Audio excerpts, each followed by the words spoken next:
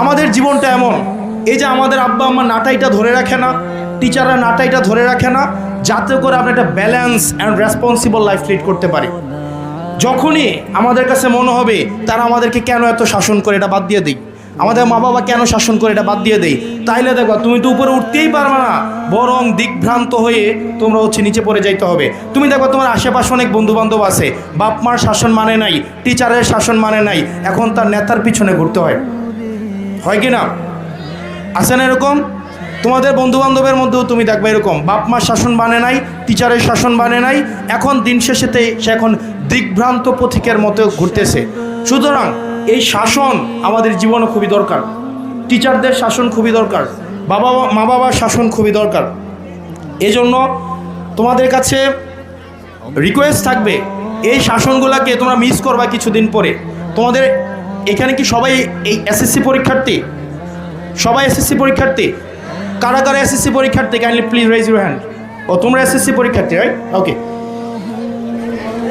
তোমরা যারা পরীক্ষার যা প্রস্তুতি নিছো, আলহামদুলিল্লাহ। পরীক্ষা কবে? 21 তারিখ। যা প্রস্তুতি নিছো আলহামদুলিল্লাহ। এখন অনেক প্রস্তুতি নিতে যাওয়ার কোনো দরকার নাই। এখন যত প্রস্তুতি নিতে বেশি চেষ্টা করবা, এগুলো রিভাইজ করো। রিভাইজ, তোমাদের পড়াশোনার একটা মেথড আছে, আমি শেষ করে দিচ্ছি আর জাস্ট 2 সেকেন্ডস। সেটা হচ্ছে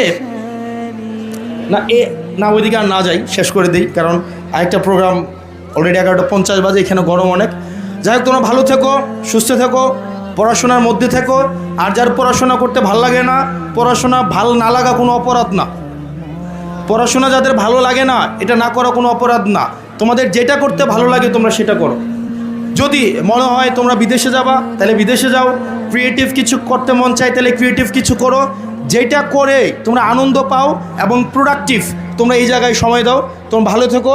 আজকে আমাদের 3 জন শিক্ষক আমাদের থেকে বিদায় নিচ্ছে, আমির স্যার, ওলিউল্লাহ স্যার এবং আমাদের যিনি আমাদের সার্ভিং হেডমাস্টার ছিলেন, উনাকে আমরা পাইনি যদিও, কিন্তু আমরা লাস্ট 1.5-2 বছর ওনাকে দেখেছি। উনি খুব রেসপন্সিবল এবং উনি আমাদের জায়গা থেকে স্কুলের ভিজিবল অনেক ডেভেলপমেন্ট করার ক্ষেত্রে উনি অনেক কাজ করেছেন। ওনার প্রতি আমরা কৃতজ্ঞতা জানাই। ওলিউল্লাহ স্যার আমার সরাসরি শিক্ষক ছিলেন, বিভিন্ন কাজে উনি আমাদেরকে হেল্প করেছেন। আমির স্যার আমার সরাসরি শিক্ষক ছিলেন। আমরা এই রুমে স্যারের ক্লাস করতাম। আপনারা আমাদের প্রজন্মের পর প্রজন্ম, আপনাদের কৃতকার্য, আপনাদের কৃতকর্ম আমরা শিক্ষার্থীরা বয়ে নিয়ে যাব। আপনাদের সবার প্রতি আমরা কৃতজ্ঞ এবং দেবীদের আপনারা যারা আছেন, আমরা সবাইকে নিয়ে একটা সুখী সমৃদ্ধ